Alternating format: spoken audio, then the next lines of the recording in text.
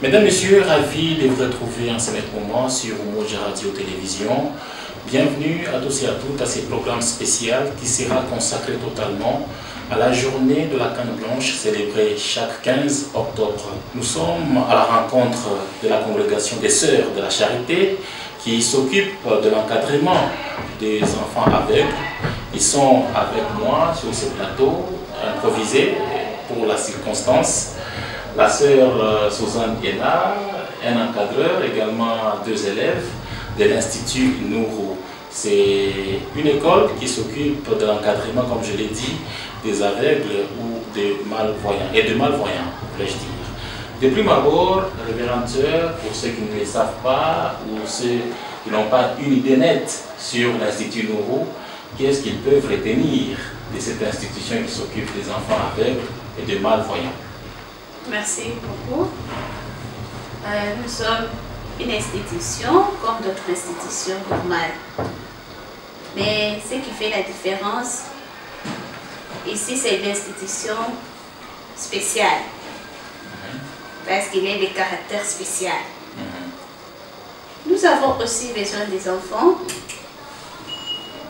qui doivent aussi étudier, qui doivent évoluer et qui ont besoin aussi de grandir selon les droits et les devoirs d'un enfant. À l'Institut, nous avons l'espace qui convient. Selon la pédagogie et l'administration, nous avons besoin au moins pour une année 100 enfants, selon les normes. Mais vu les situations, vu ce que le parent cause comme problème, on n'y arrive même pas. Nous étudions, nous suivons le programme national comme d'autres écoles. Dès le début de la rentrée scolaire jusqu'à la clôture de l'année scolaire. Nous poursuivons les calendriers scolaires comme planifié ou comme prévu selon les autorités hiérarchiques. Nous avons les cours qui nous différencient des autres. Nous avons le cours d'orientation et mobilité. Nous avons le cours de braille, dont l'écriture utilise les enfants aveugles pour écrire et lire. Et révérende sœur, peut-être vous serez complété par Papa Jean, un des encadreurs de l'Institut Nourou. Comme je l'ai dit, Papa Jean, est-ce qu'à l'Institut Nourou, vous organisez également des activités parascolaires? Très bien, merci pour la parole. Et à l'Institut Nourou, nous organisons des activités parascolaires telles que nous avons le CECI Foot, le foot propre aux aveugles et aux malvoyants, avec un ballon sonore, ou soit ce qu'on appelle communément en e-sport, le doorball. C'est toujours avec le ballon sonore. Nous avons les activités culturelles, là où on prépare les enfants à faire des récitals de poèmes et bien d'autres. On prépare aussi de scénettes et de petits théâtres pour l'épanouissement intégral de ces enfants. Nous avons aussi une chorale qui nous aide à animer les les messes dans les différentes paroisses en guise de sensibilisation pour dire que la personne non-voyante n'est pas un vaurien. Alors, elle est à part entière capable de réaliser telle ou telle autre activité au même pied d'égalité que le voyant. Voilà. Vous avez utilisé 2 concepts, aveugle, non-voyant. Est-ce qu'il y a une différence? Bien. Sinon, de manière générale, la personne non-voyante, dépourvue de vue, n'aime pas qu'on l'appelle aveugle. C'est en quelque sorte une stigmatisation. Alors, il préfère s'appeler communément de non-voyants, puisque c'est leur état. Ils sont appelés à vivre sans yeux. Oui. Quand on parle d'un aveugle, Alors, pour eux, ils comprennent que même l'esprit est trop borné. Hein. Ils sont aveugles en tout et pour tout. Alors, il y a des facultés qui sont en place et qui réagissent de la même manière que chez les autres. Exactement. Oui. Voilà. Et comment un non-voyant arrive à bien écrire, à bien lire? Tout à l'heure, nous avons fait des tours de différentes salles. Nous avons vu quand même quelques élèves lire et même écrire. Il y a quelle méthodologie pour arriver quand même à permettre à nos amis de bien écrire et de bien lire? Merci beaucoup. Ce qui permet à nos amis de bien lire et bien écrire, c'est à travers le critère Braille, comme je l'ai souligné premièrement. C'est avec le critère Braille qui nous aide à enseigner les enfants aveugles comment lire et comment écrire. Mais pour cette écriture, ce n'est pas comme l'écriture noire que les autres utilisent. Nous, à Nouro, on n'a même pas besoin d'un stylo, on n'a même pas besoin d'un cahier, mais nous avons le matériel spécial pour l'Institut Nouro, comme tel que la tablette. Ce n'est pas la tablette comme téléphone. La tablette, vous voyez, comme j'avais ici, c'est ce que nous appelons tablette. Tablette, c'est ce qui nous aide pour l'écriture. Mais ce n'est pas juste de la tablette comme ça que l'écriture sort. On a aussi besoin d'un poinçon. Le poinçon, c'est ce qui est comme les stylos. Je vais vous montrer. Poinçon. C'est ça, les poinçons. C'est ce qui nous aide à écrire afin qu'un aveugle puisse arriver à lire. Mais ce n'est pas seulement les deux choses qui doivent nous permettre à écrire et à lire. Nous avons aussi le papier brun et le papier Bristol. C'est ce que nous utilisons comme des cahiers. Merci. Comme nous avons le papier Bristol, c'est ce qui nous aide aussi à utiliser comme de cahiers, comme de papier duplicateur. C'est comme ça que j'ai dit que chez nous, on n'a pas besoin d'un cahier ou d'un stylo. Parce que si c'est avec le cahier, l'écriture ne doit pas sortir, ça doit se déchirer. Exactement. Parce que vous voyez ce que je peux appeler notre stylo. Voilà. Notre stylo est pointu. Mais tandis qu'avec nos cahiers, le papier est léger. Voilà. Si on utilise le papier du cahier, ça doit se déchirer. Exactement. C'est comme ça avec le papier Bristol, comme c'est dit. Ça fait sortir bien l'écriture qui permet à un aveugle de bien lire. Exactement. Voilà. Avant de passer à l'autre étape, qui sera totalement consacrée à la journée du 15 octobre, nous allons proposer une image dans une salle de classe où quelques élèves se sont quand même exprimés à travers la lecture, également l'écriture. Voilà. English cardinal. Et loud, read it loud. 1, 2, 3, 4, 5, 6, 7, 8, 9, 10. Cartilage articulaire ou des conjugaisons ici osseux. C'est une machine qui contient cette bouton, comme vous voyez, cette touche. Oui. Donc à chaque touche a sa lettre, c'est-à-dire c'est à prendre. Donc vous avez 1, 2, 3, 4, 5, 6. Et cette touche que vous voyez là, c'est ça l'espace. Parce qu'on ne peut pas écrire un mot et vous lier. C'est-à-dire vous faites la liaison à un autre mot en même temps. Non, vous devez espacer comme on le fait. Comme on le fait. Alors, c'est ce que vous voyez, ce qu'on appelle le rouleau, parce que vous devez mettre le papier et puis vous tournez. Donc vous devez tourner pour retourner et pour aller à finir. Et ça aussi, c'est une touche qui nous sert aussi. Vous aurez de toucher avec ça, mais vous allez manipuler avec ça. Nous venons de suivre ces images. Quelques élèves se sont exprimés à travers la lecture. Il y a d'autres qui lisent même en anglais.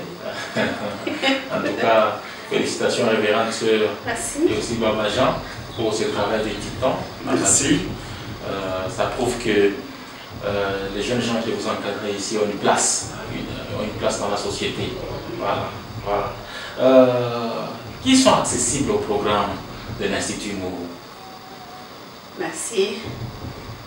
L'Institut Nourou, comme je l'ai parlé, c'est une institution comme d'autres institutions. Ceux qui sont accessibles à l'Institut Nourou, c'est tout enfant ayant l'âge scolaire. À partir de 5 ans, on peut avoir la place à l'Institut Nourou. Maintenant, un enfant avec handicap visuel, peut-être il peut être un malvoyant ou bien un aveugle. Ce que nous appelons malvoyant, c'est quelqu'un qui a une petite vision de près, pour qu'il ait de la vision, qu'il ait juste même pour se déplacer. C'est elle que nous appelons malvoyant.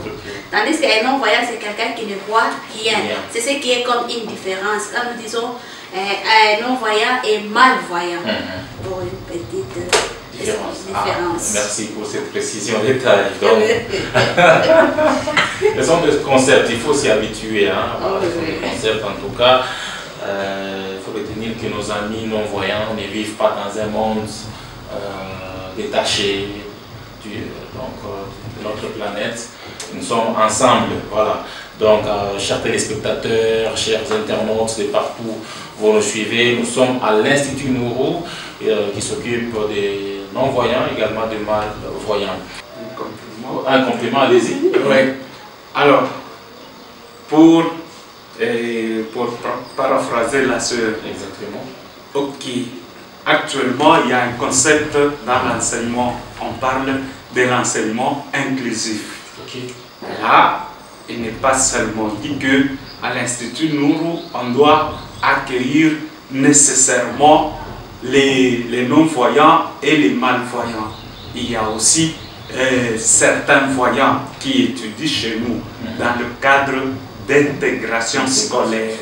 Oui, pour permettre aux non-voyants et aux malvoyants à comprendre comment réagissent et réfléchissent les voyants. Puisque le souci, ce n'est pas de les enfermer dans une coquille, c'est leur ouvrir les portes de la société pour qu'ils parviennent à se retrouver.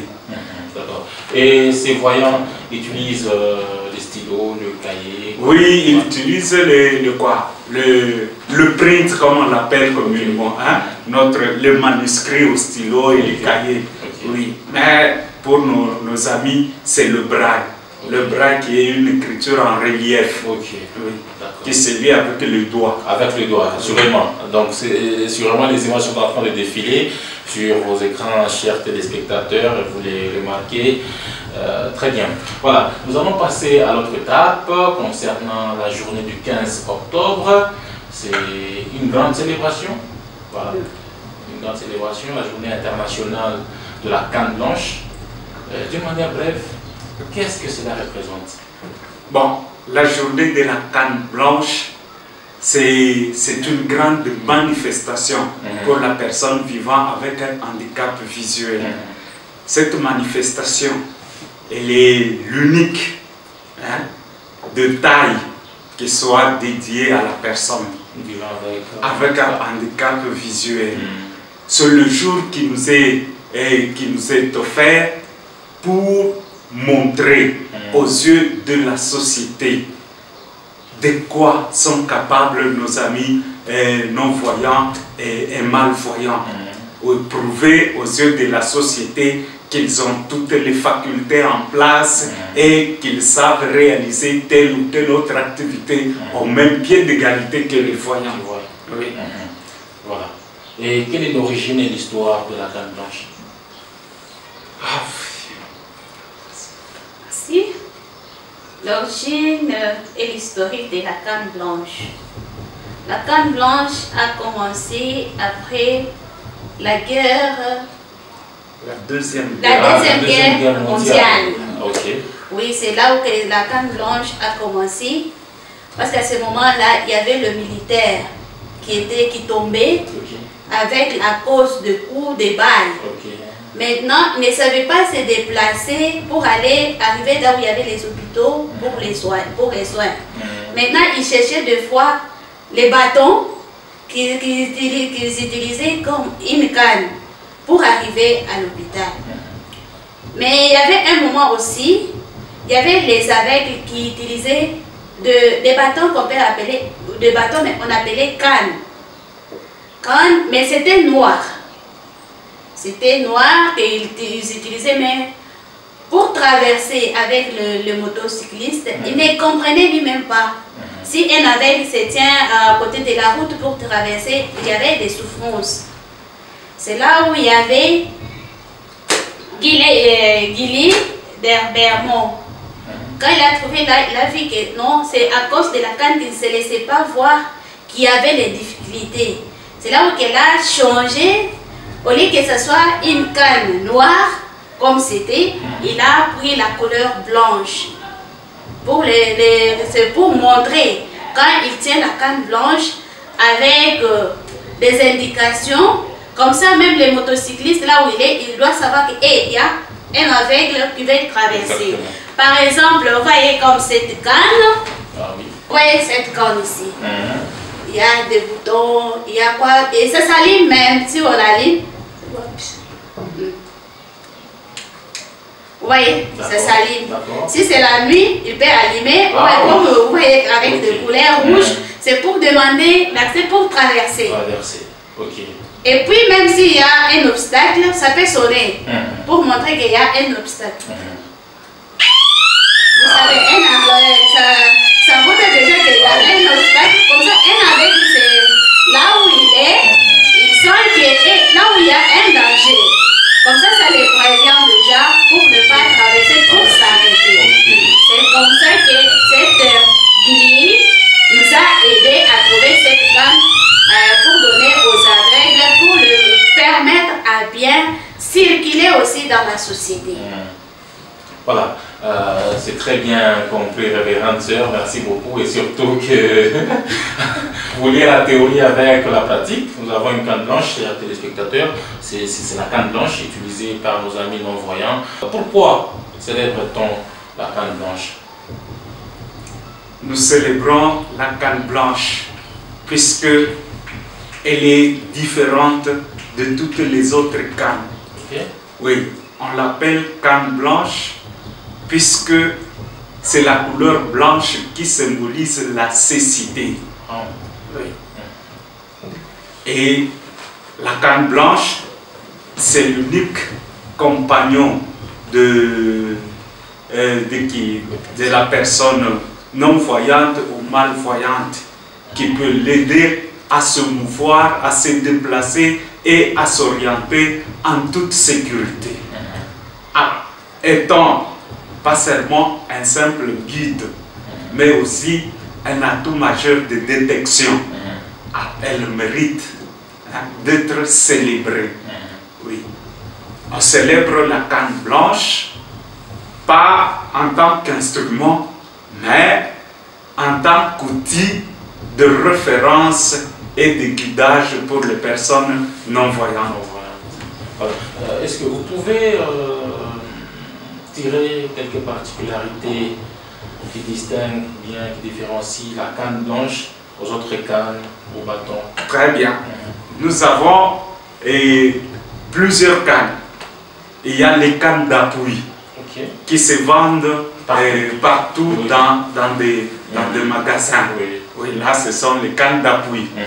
Et il y a aussi des bâtons, des cannes de support, comme ça qu'utilisaient nos grands-parents et deux fois au village, quand on a à guider un non-voyant, on lui tend un bâton alors qu'il tient et on le traîne, on dirait une chèvre, une chèvre avec une corde au cou. Mais l'unique différence, les cannes qui peuvent exister peuvent avoir toutes les couleurs possibles, mais quant à la couleur blanche, là, c'est symboliser directement la cécité. Quand on voit quelqu'un qui porte une canne blanche, alors directement on sous-entend qu'elle est malvoyante ou aveugle. D'accord. Merci pour cette précision de taille et dites-nous quelles sont les conditions pour avoir une canne blanche et qui sont appelés à l'utiliser. Les conditions, ce n'est même pas à chercher les conditions pour avoir les cannes blanches, la canne blanche. N'importe qui peut s'en procurer. Non, la canne blanche, comme on l'a souligné bientôt par Papa Jean, il a dit la canne blanche est dédiée aux aveugles. Ah oui.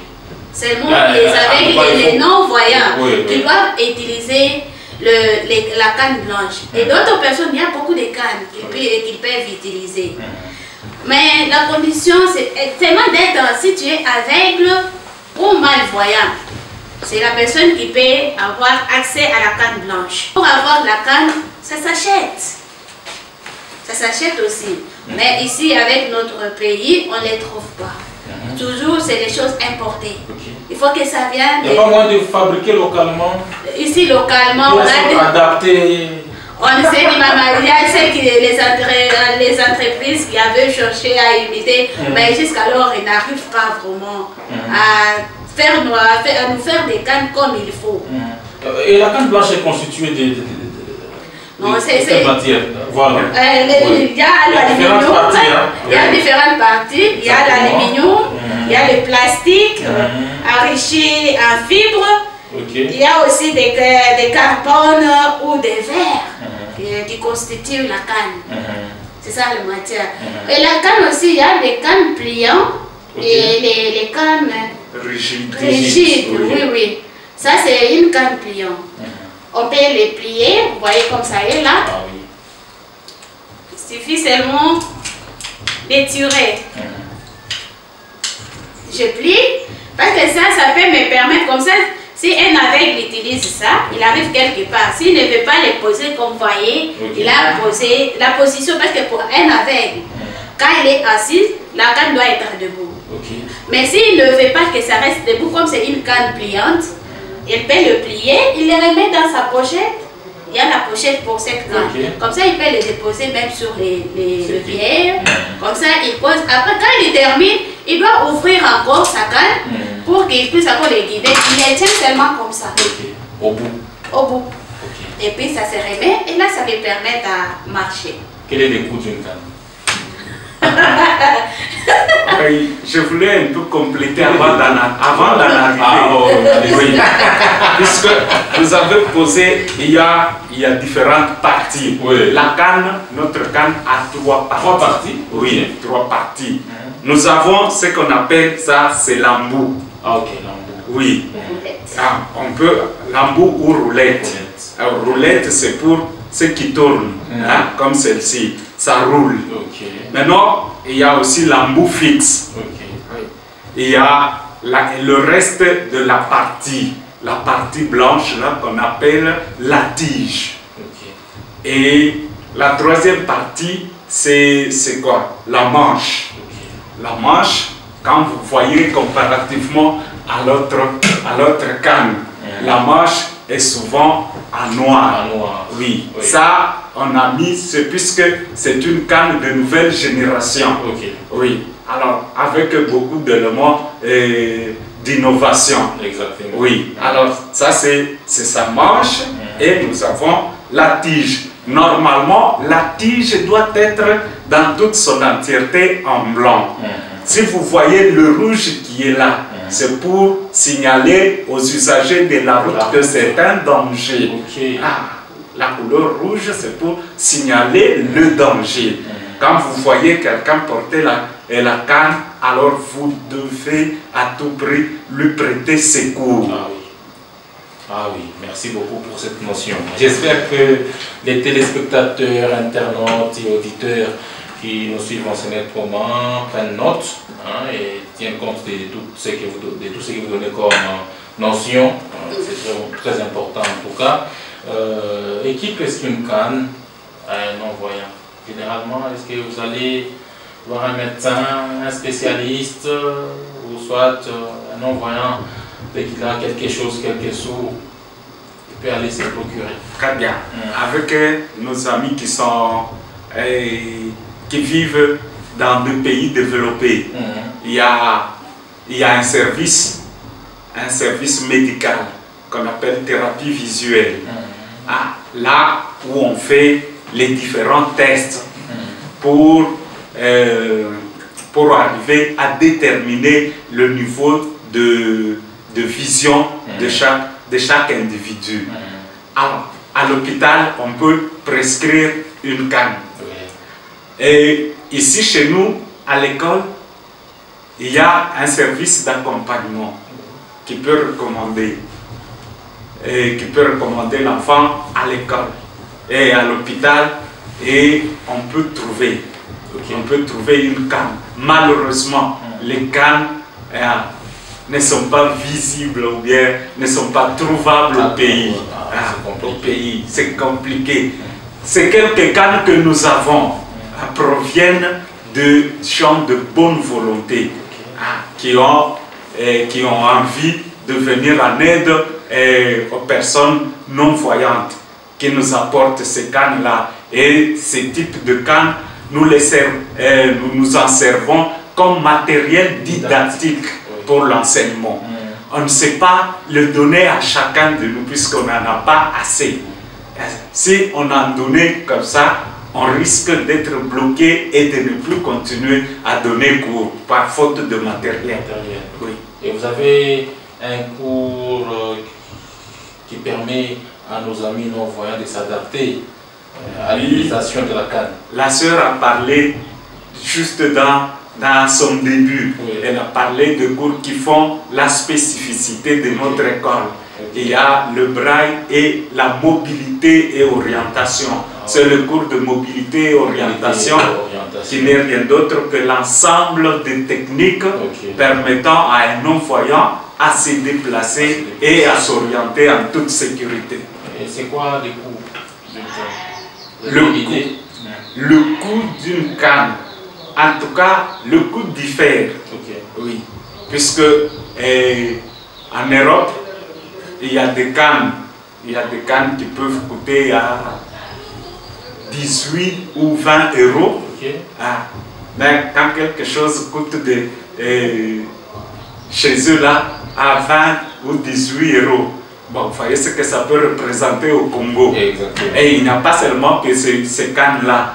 D'ailleurs, ce sont les cannes qui sont, je dirais, qui sont caduques. Le monde a tellement évolué. Il y a des cannes qui peuvent coûter même à 50 euros, voire 100. Oui. Voilà. Est-ce que la mobilité d'un non-voyant est liée à l'acquisition d'une canne? Oui, elle est liée à l'acquisition. Conditionnée par le port d'une canne. Oui, puisque avec sa canne, on ne dépend pas tellement de l'autre. Là, on peut faire ce besoin sans demander d'être guidé par quelqu'un d'autre. Oui. Mais quand on n'en a pas, alors là, on devient esclave et bloqué. Si le guide n'est pas disponible, alors je ne saurais rien faire.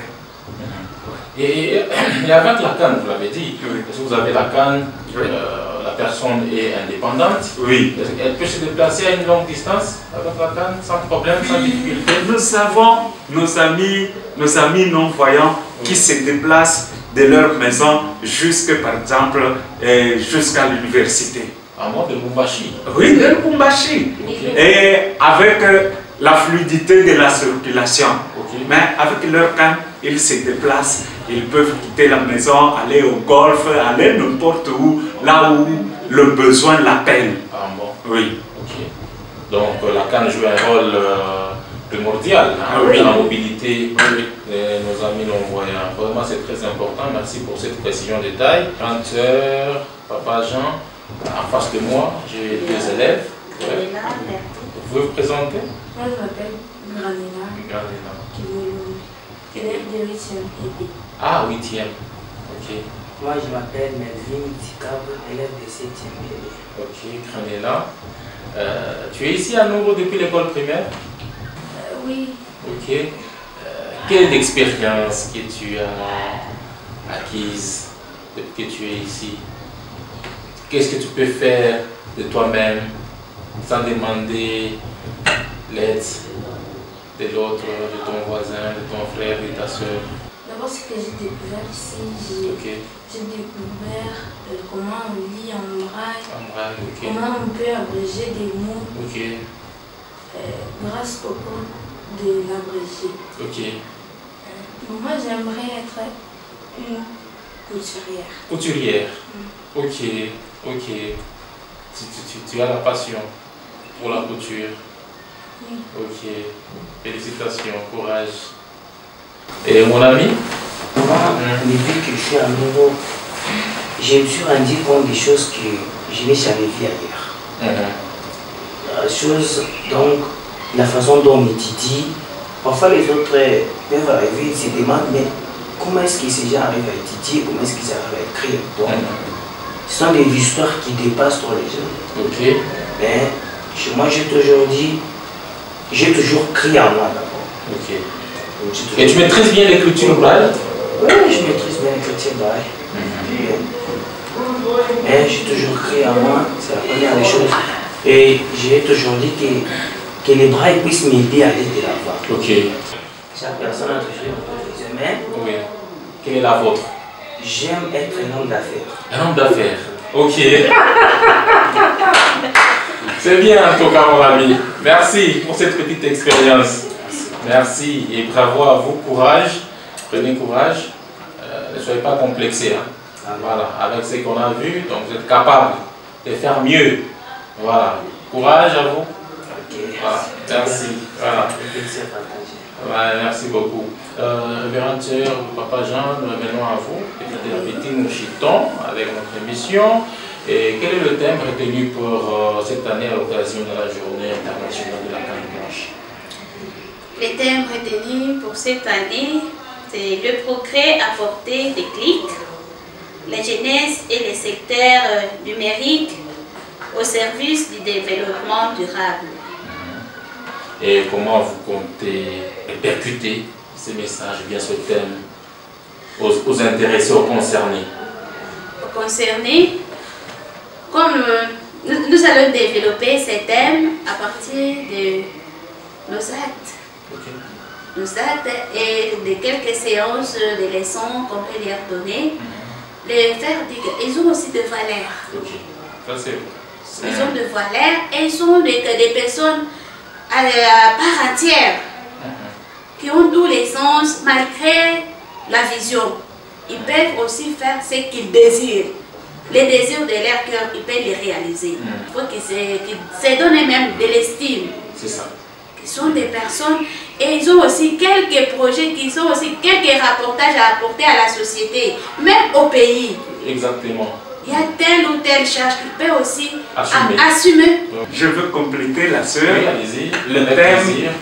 Le thème est purement en rapport avec le progrès de nouvelles technologies. Voilà. Le NTIC. Ici, la personne non-voyante n'est pas aussi oubliée en matière de nouvelles technologies. Nous avons la téléphonie mobile qui a évolué. Un non-voyant peut utiliser une tablette, ou il peut utiliser un téléphone Android comme il peut, juste en activant la fonction sonore qu'on appelle Talkback, qui est dans le téléphone. Et là, il peut bien manipuler son téléphone sans dépendre de quelqu'un.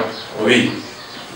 S'il s'agit aussi d'utiliser l'ordinateur, il y a beaucoup de fonctions sonores, telles que MVDA, il y a Joyce, il y a Dauphin, Daxbury, il y a beaucoup de fonctionnalités sonores qui peuvent permettre à un non-voyant d'utiliser tranquillement son ordinateur et être à la hauteur de sa tâche.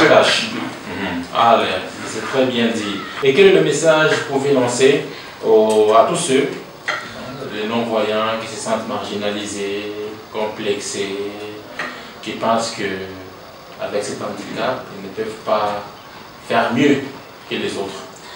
Merci. Avant de passer le message, je pense que nous avons juste insisté sur lecture et écriture. Mais ce n'est pas seulement lecture et écriture qu'on apprend. à Nourou. Ok. Nous avons aussi la leçon de mathématiques. Ah oui. Et on a aussi du matériel pour ça. Ah, nous avons, pour la mathématique. Hein. Pour la mathématique, on a aussi du matériel qui nous aide pour apprendre. Ok. Même nous avons les kibarites. Ok. Voici. Et c'est quel type de mathématiques, monsieur? Les mathématiques. Normal. Oui, oui. Les équations. Oui, oui. Et nous avons les kibs. C'est ce qui nous aide. Ok. Oui. C'est à travers le kib et les kibarismes qu'on arrive à résoudre des problèmes de mathématiques. Ok. C'est ce que je voulais aussi un peu dire attention parce qu'on a parlé juste pour l'écriture et la lecture. Mais ce n'est pas juste la lecture et l'écriture. Il y a aussi les mathématiques. Il y a aussi les mathématiques, comme je disais. Programme national. Ah oui. C'est ce que nous utilisons ici. C'est très bien, c'est intéressant. Oui, voilà. C'est ce que je voulais un peu dire avant qu'on puisse atterrir et donner le message. Ah, donc j'ai en face de moi des mathématiciens. Mathématicien. Voilà. Le message que nous pouvons donner aux personnes vivant avec handicap visuel, c'est de comprendre d'abord que la vie est un combat. On n'est pas appelé à croiser le bras. On doit se battre chaque jour pour réussir. C'est ça. Nourou est là. C'est toute une école. Une école comme toutes les autres écoles du pays qui forment les enfants depuis l'école primaire jusqu'aux humanités secondaires. Et là, la personne, comme toute autre personne voyante, une fois avoir son diplôme, il peut aller maintenant faire l'université. Oui, là, il devient autonome et il sait se prendre en charge. À Nourou, nous donnons les atouts pouvant permettre à la personne de s'adapter, puisque la formation ne s'achève pas seulement à Nourou. Nous formons nos enfants jusqu'en 8e ED. Oui, l'enseignement de base. Maintenant, ceux qui sont aptes de faire les humanités complètes, nous les envoyons étudier à l'intégration, soit au lycée Wema, soit à Kitumaini, là où ils vont étudier avec le voyant, puisqu'il n'y a pas une société pour aveugles. Il n'y a pas. Alors, ils doivent apprendre à étudier, à se supporter et à se surpasser pour se frayer une place de choix dans cette société. Très bien dit. Quelles sont les conditions pour adhérer à Nourou? Et vous pouvez aussi donner l'adresse physique de l'Institut Nourou pour ceux qui ne le savent pas. Nous sommes à Lubumbashi. Merci beaucoup. Comme vous venez de le dire, nous sommes à Lubumbashi, précisément à Kamalondo. Commune Kamalondo. Commune Kamalondo, avenue des Écoles, numéro 2. Ok. C'est à côté du stade Mazembe. En diagonale avec le stade Mazembe. La porte est ouverte à tout le monde. Celles qui ont ces problèmes de handicap visuel, nous sommes là pour eux. Ce n'est pas seulement qu'on prend seulement les enfants à l'âge scolaire, mais il y a aussi des grandes personnes qui arrivent à un certain âge, ils peuvent être voyants, à un certain âge, ils deviennent aveugles et ils n'arrivent pas à continuer ces études. Pour ces personnes-là, il y a aussi une place pour eux. Ils peuvent venir, on peut les aider s'ils s'habituent à notre écriture et là ils peuvent continuer leurs études. Ils ne puissent pas se décourager de dire que parce que je suis devenue aveugle, pour moi je ne peux plus continuer les études, c'est fini pour moi. Il y a l'institut pour eux et pour tout le monde, ceux qui ont ces problèmes. Un message particulier aux parents des non-voyants qui résistent d'envoyer leurs enfants à l'école. Ils les laissent à la maison, les maltraitants et autres. Pour les parents, les enfants qui sont encore à la maison, aux enfants, je demanderai de déranger les parents pour leurs droits. Il faut qu'ils dérangent les parents et dire que moi aussi, malgré que je n'ai pas la vision, j'ai droit aux études. Et qu'avec les dérangements là, que ça puisse toucher les cœurs des parents. Et pour le parent, je dirais que l'Institut Nourou, ce n'est pas une prison. Pour ceux qui pensent que Quand on amène les enfants ici à Nourou, c'est une prison qu'on garde tous les aveugles. Non, ce n'est pas une prison. C'est que j'invite à tous les parents qui gardent encore les enfants à la maison. Je dis que l'Institut Nourou est là pour vous. C'est pour vous aider aussi et aider les enfants à accomplir leurs devoirs qu'ils ont et leurs droits d'enfant. C'est tout ça. Qui les amènent à l'Institut Nourou eux-mêmes, ils seront satisfaits. Ils vont regretter les temps qu'ils ont gardé les enfants dans la maison. De penser que si je l'avais amené à tel âge, à cette heure, mon enfant devrait être atteint. On a les enfants, c'est pas dit que quand les enfants terminent à l'institut, c'est fini. Ceux qui ont des moyens, ils continuent jusqu'à l'université. Et chaque personne choisit l'option ou bien la faculté qu'il désire. Venez, la porte est ouverte. Nous sommes là pour vous. Vous qui gardez les enfants à la maison. Les enfants aussi ont droit d'étudier. Amenez-les à l'école. L'Institut Nourou pour enfants avec le malvoyant va les accueillir. Voilà. Un complément? Oui, je voulais compléter.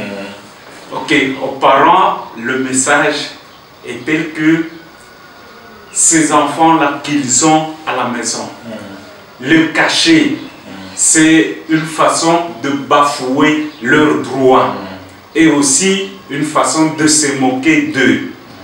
Nourou est un passage obligé qui permet l'ouverture de cet enfant victime de la cachette, qui pouvait s'imaginer aujourd'hui. Si eux hésitent aujourd'hui, mais ils peuvent vous poser des questions. Quand vous allez à l'université là, vous allez trouver, nous avons un non-voyant qui est assistant là-bas à la faculté des lettres. À la faculté des lettres. Quand vous allez au parquet, vous allez trouver, nous avons un défenseur judiciaire là-bas qui est le fruit de Nourou. Je ne comprends pas pourquoi on doit garder son enfant dans la maison, puisque l'handicap est un phénomène réel qui a des preuves scientifiques et médicales qu'on peut éradiquer. Et la meilleure façon de résoudre le problème d'handicap, c'est d'abord continuer avec la rééducation. Oui. Puisque à Nourou, nous faisons l'éducation et la rééducation au même moment pour que la personne retrouve sa place. Sa place des choix dans la société. Voilà. Et un message aux autorités compétentes et aussi aux usagers de la route. Aux autorités, nous leur demandons seulement d'être attentifs aux cris de détresse de leurs compatriotes. Ce sont nos compatriotes. Alors, ils ont deux besoins qui méritent l'assistance. Assister ce type de personnes, c'est résoudre beaucoup de problèmes. Puisque avec la petite expérience que nous avons à Nourou, tout élève ayant passé par Nourou ne retourne pas facilement dans la rue pour tendre la main. Il vole de ses propres ailes. Alors, aider ces enfants, c'est contribuer à la quiétude de la société. Maintenant, aux usagers de la route, nous leur demandons d'avoir une attention particulière et leur lançons ce message. Briser la canne de non-voyants, c'est un crime. C'est un crime. Nos enfants sont victimes de vols et de casse de canne, puisque il y a les motocyclistes et il y a deux chauffeurs qui se prennent eux seuls pour usager de la route. Et nous leur demandons de bien vouloir respecter le trottoir réservé aux piétons. Ce n'est pas un endroit là où on peut garer le véhicule ou bien garer la moto ou un vélo. C'est un endroit réservé aux piétons. Alors, ils doivent prêter beaucoup d'attention et respecter les non-voyants lors de leur passage. Exactement, c'est bien dit. Et à ce jour, l'Institut Nourou regorge combien d'élèves? À ce jour, l'Institut Nourou, comme chez nous, les enfants, il y a des fois, ils viennent en retard. Ce jour, nous sommes dans des soixantaines. Ok. Et les internes? Il y a à l'internat, nous avons 45 enfants qui sont internés. Et les autres encore sont à la maison. Jusqu'alors, ils ne sont pas encore arrivés. D'autres, c'est faute de moyens, juste moyens de transport pour se déplacer jusqu'à l'école. C'est ce qui nous pose un peu de nous. Nourou, c'est une ancienne institution. Nourou a déjà 53 ans. C'est depuis 1971 qu'on a créé cette institution. Mais malgré ça, on ne voit pas l'évolution. Notre école est en triplex. Il y a des fois les enfants tribulants. On pose la question ici. L'autre classe, il répond. Il répond. C'est vraiment un problème pour nous, pour ça. Voilà. C'est vraiment un SOS à toutes les personnes de bonne volonté qui nous regardent, qui nous écoutent. Ici au pays, en République démocratique du Congo et à travers le monde entier. Voilà. Nous sommes à la fin de notre émission. Révérende Sœur, Monsieur Jean, chers élèves, ça a été un grand plaisir de partager avec vous à ces jours. Merci. Merci. Merci beaucoup. Nous vous disons merci d'avoir disposé de votre temps pour venir nous rencontrer, nous écouter, dialoguer avec nous. Ah oui. Que le Seigneur vous bénisse. Amen. C'est pas la dernière fois. C'est ça? Ah, oui.